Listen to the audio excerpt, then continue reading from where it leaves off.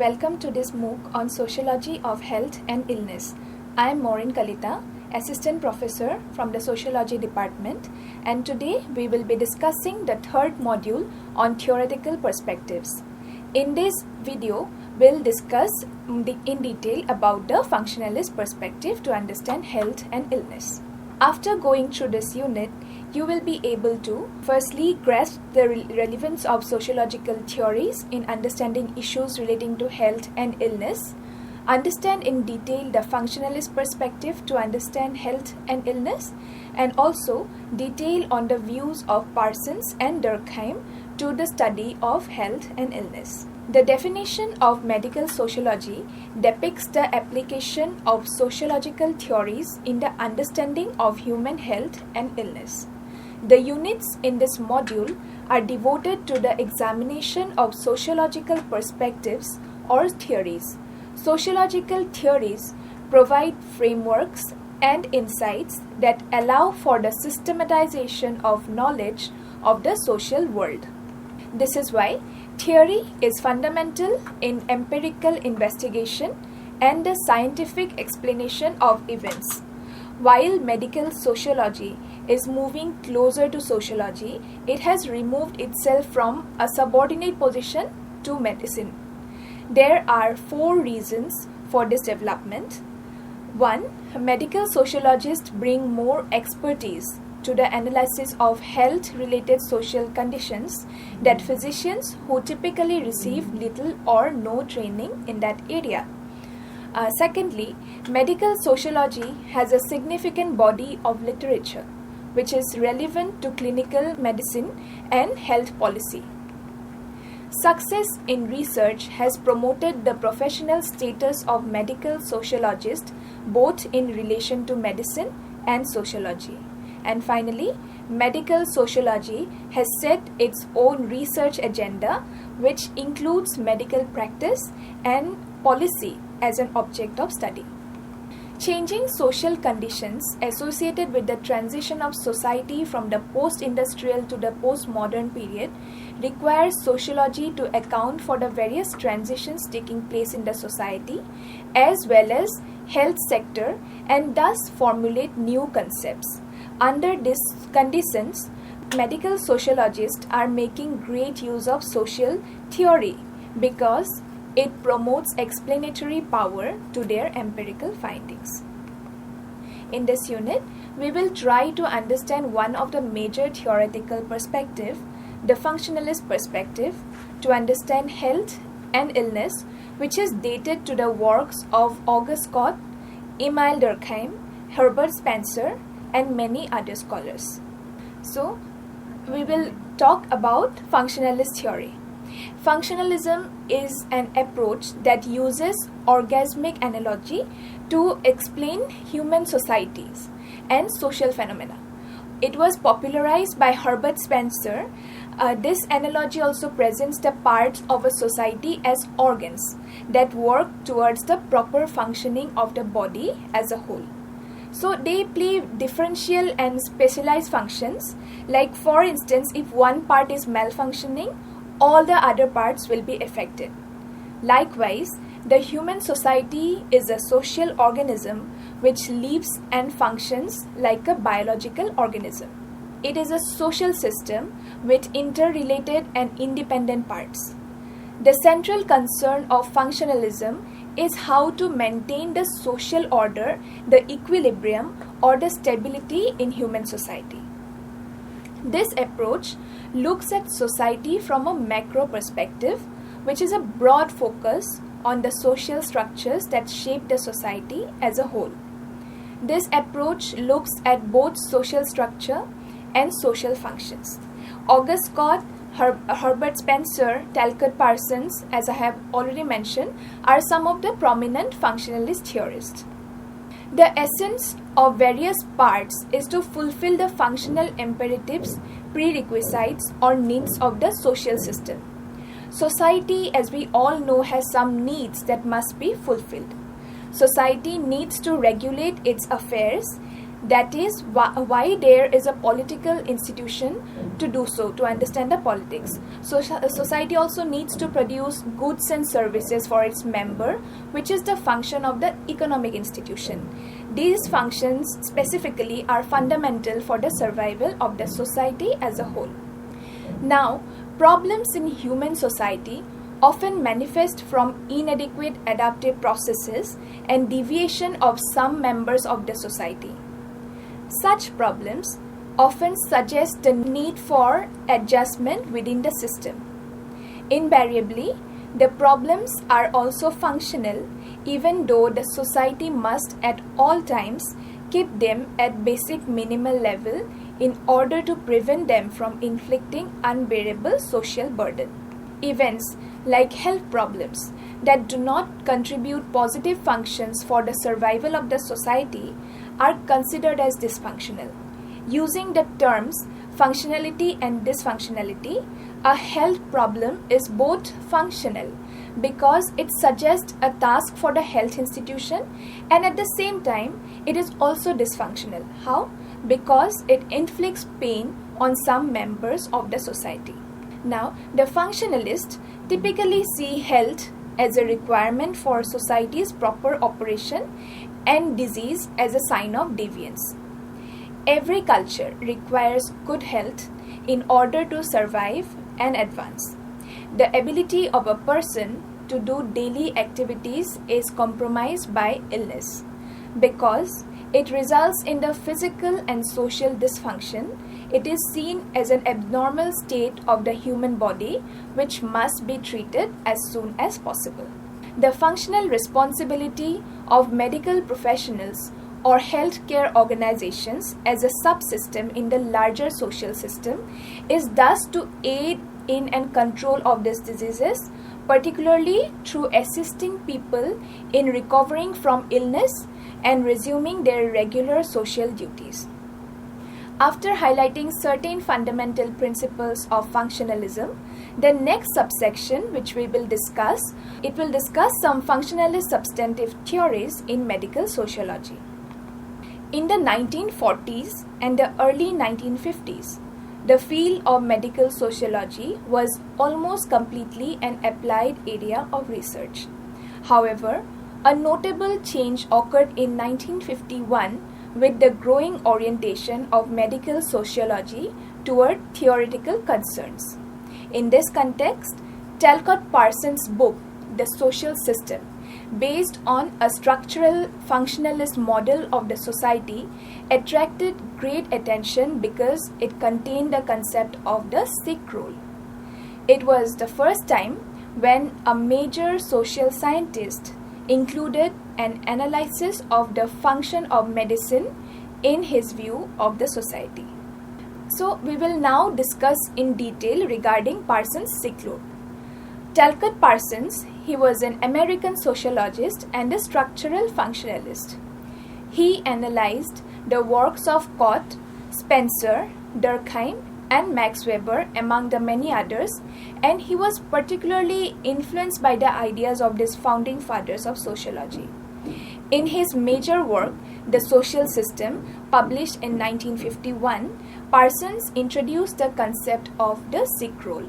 The model of the sick role was the first theoretical concept that explicitly concerned medical sociology and enhanced the place of medical sociology in the mainstream of sociology.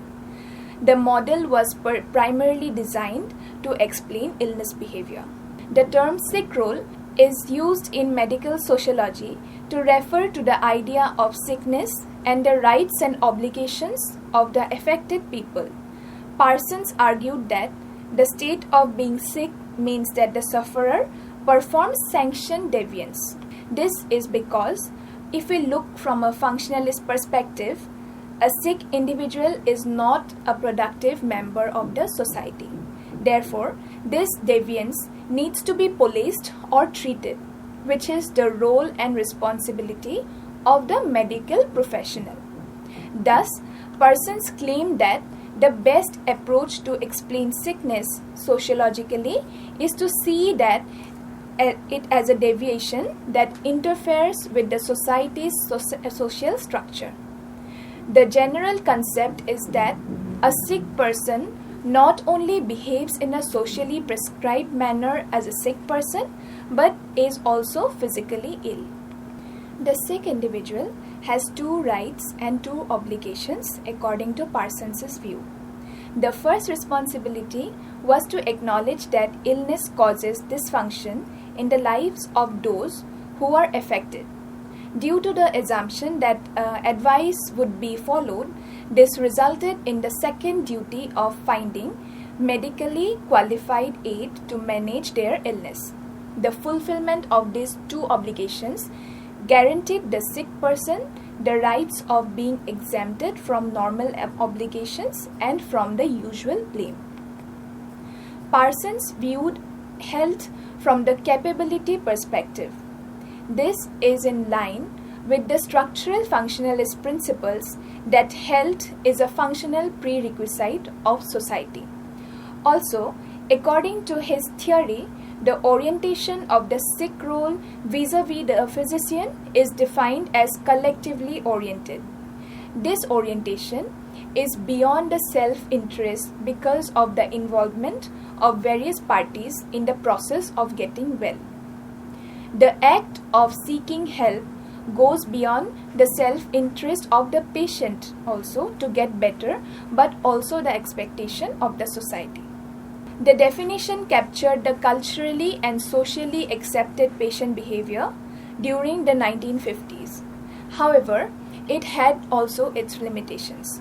One of the major limitations is that the rights and the obligations do not apply to patients with chronic illnesses such as diabetes, heart disease, epilepsy, and other such diseases. While the patients with chronic illnesses are expected to seek medical help and to comply with the recommendations, they are also encouraged to learn how to continue with their activities of daily life independently. Furthermore, if a patient with chronic illness exercises the rights prescribed to him or her during the Parsonian sick role for an extended period of time, then the individual contributes less to the functionality of both the personal life and the society at large. Additionally, the Parsonian definition of the sick role assumes that people living with ailments accepted their status as being sick or their willingness to act the prescribed role. However, this is not always the case. For example, if we consider deafness, and deafness is considered by many to be a physical limitation. However, they do not consider themselves living with a dysfunctional attribute and refuse to participate in the Parsonian sick role. Therefore, the combination of these factors and a greater understanding of modern diseases led to a situation where his role was no longer valid and a new sick role was needed. However, the great contribution of Talcott Parsons could be his analysis of sick role in the context of sociology, which is still valid in understanding the concepts relating to health and illness. Now, we come to the second theoretical perspective. This is by Durkheim. But unlike Parsons, the elaboration of Emile Durkheim's theoretical dispositions on suicide is not commonly found in many texts in medical sociology. In fact, Durkheim did not actually aim to contribute to the field of medical sociology, but to exercise the empirical relevance of sociology in studying various social phenomena. In this case, to develop a general theory of suicide and explicitly explain the sociology in the suicidal currents. Other subdisciplines in sociology, such as social deviance and criminology, have extensively focused on the issue of suicide. Perhaps suicide is a form of social deviance in many countries and it's a crime. But more obviously, and as described by Durkheim, it is about morbidity and mortality. Hence, the significance of this contribution to the field of medical sociology. And we know that this contribution of Durkheim can be aptly understood or used to understand the concepts of sociology of health and illness. In his book, The Rules of Sociological Method, Durkheim argued that sociology should concentrate on understanding social facts. He viewed social facts as forces and structures that are external to and coercive to the individual. Social facts are determinants of human behavior and actions. As he noted, social facts exist sui generis, that is, independent of human mind, as they are not abstractions but objective realities, and as he claimed, must be studied as things. Studying social facts is close to studying the social determinants of health, and such determinants are called social facts that, if understood, could help in disease control and prevention.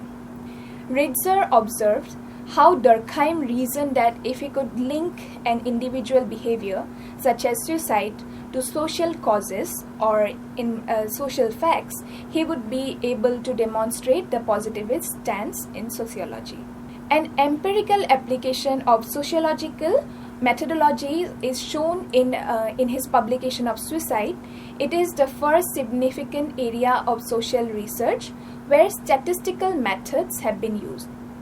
It basically entails a thorough analysis of social issues, concentrating on the social reasons, which can be both on dependent and independent variables. In his study, he argued that the act of taking one's own life was determined by the individual's ties to his or her community or society. This can be seen in his typology of 4 major types of suicide. So let's go over the 4 major types of suicide which Durkheim studied in his book. One is the egoistic suicide. It occurs when an individual has little or no connectedness with others in the social system. The string is weak or non-existent in such cases. These individuals are detached from others, sometimes as a result of rejection or inability to fit into a functional role, or more importantly, the inability to adapt with others in the environment. Egoistic suicide is a manifestation of social alienation and a type of suicide springing from excessive individualism. Hence, the conclusion is that suicide varies inversely with the degree of integration of the social groups of which the individual is a part. Next is the altruistic suicide. This happens because of a high level of integration. That is, the social string is too strong and it leads to such suicides. Altruistic suicide could be optional or obligatory as a sign of group loyalty or when a social prestige is attached to suicide. Then, a form of heroism or ultimate sacrifice comes into the mind of individuals in a struggle. This is done as a sign of a strong bond an individual has with a group. The form of suicide is most perpetuated by fanatics who seek to be martyrs like terrorists and among military with regimented life, mostly to save face from a failure or greater disgrace. Anomic is the third form of suicide. When the regulative role of the society is too feeble, a state of normlessness or anomie prevails. This accounts for anomic suicide. Weak regulations can reflect when the economic and political environment cannot ascertain the needs of the citizens. Then lastly, we come to the fourth type of suicide, which is fatalistic. Such suicides results from excessive regulations. Those who encounter oppressive regulation or discipline, such as the slaves, are more prone to fatalistic suicide. While slavery is it's not existent in its true sense, there is increasing sex slavery now. Human trafficking, forced labor, and other forms of exercise of coercion on others, which puts them in the slavery conditions. Therefore, fatalistic suicide is still a relevant concept in the society. The major inference from all this is that there are social determinants of mortality through suicide in human society. This inference was derived through a large amount of data from various countries and groups. Durkheim incriminated a number of variables or factors, particularly declining birth rates, increasing social discrimination, and exacerbated gender role tensions, which he believed as a negative consequence for population health. Now, the functionalist approach to health has also some criticisms. Although, we know that functionalism has greatly aided our knowledge of a variety of social phenomena, and in this case, the understanding of health and illness, it has faced criticism.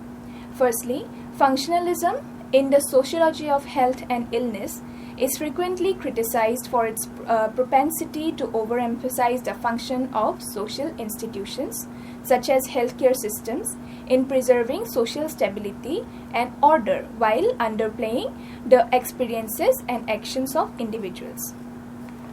Secondly, functionalism only considers society's macro-level analysis, frequently ignoring the significance of social connections and personal experiences in determining health and illness. As factors affecting health, functionalists frequently highlight social structures and systems such as institutions, roles, and norms. Although these large-scale elements are significant, they do not offer a thorough understanding of the various ways in which health and illness of the society are socially created and experienced by individuals in particular social situations. Thirdly, the conservative bias and propensity to maintain the status quo of functionalism has also been challenged. Functionalists may overlook the ways in which social institutions can maintain inequality and aid in the reproduction of social stratification by focusing on only the functional features of these institutions. For instance, functionalism may downplay the structural elements that may lead to health disparities among various social groups, such as socioeconomic differences or unequal access to healthcare. So basically, these are the perspectives to understand the functionalist perspective to health. And to sum up, we started off by understanding how sociological theories help us in understanding the various issues relating to health and illness. Then we moved on to understand the functionalist theory in detail, and following this, we discussed on Parsons and Durkheim's perspective on health and illness. So this is all for today's video. Thank you, learners.